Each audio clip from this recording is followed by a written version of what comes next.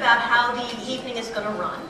We're going to talk to two incredibly, wildly successful business leaders. And while I will start with a couple of questions, I'm going to pretty quickly open it up to the audience, and then we'll sort of go back and forth together so that we can get into a lot of questions from both me and from the audience.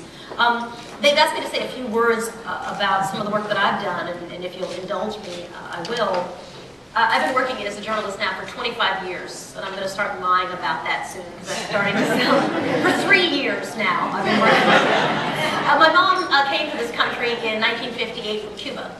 She's black and Cuban from Havana. And my dad is Australian. He's white and Australian.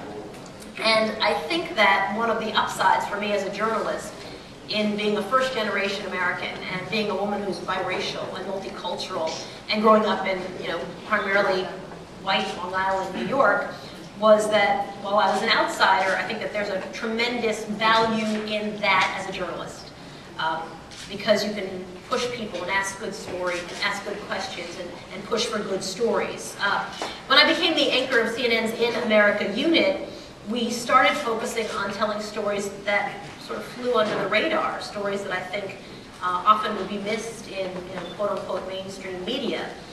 So tonight, while we talk to some of the biggest leaders in business, as a celebration of Hispanic Heritage Month, we also at CNN have been really looking at Hispanic Heritage Month through some of the work that we've done in our second Latino America documentary, which was called In Her Corner. And it was a story of a young woman, I don't know if any of you saw it, whose name is Marlena Esparza. And Marlena Esparza is a 20-year-old boxing champion, a 5-time national champion of the United States in boxing. And in 2012, the Olympics will offer boxing for women as an Olympic sport. It's the first time ever.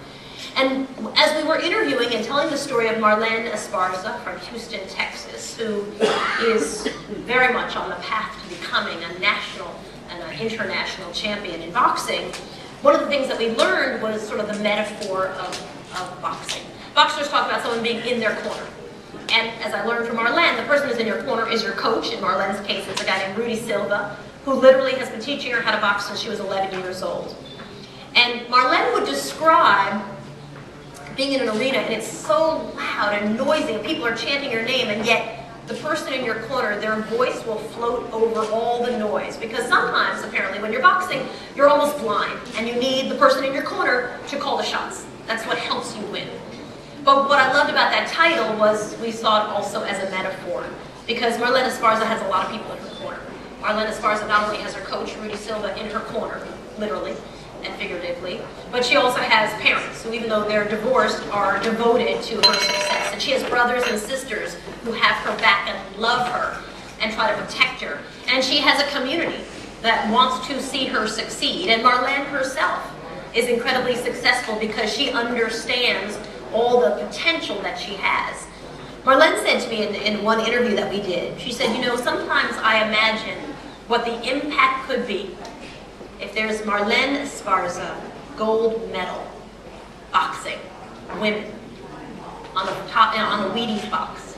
You should imagine the impact that that could have on young Latinas in my community in Houston who don't feel like they have a lot of role models at times.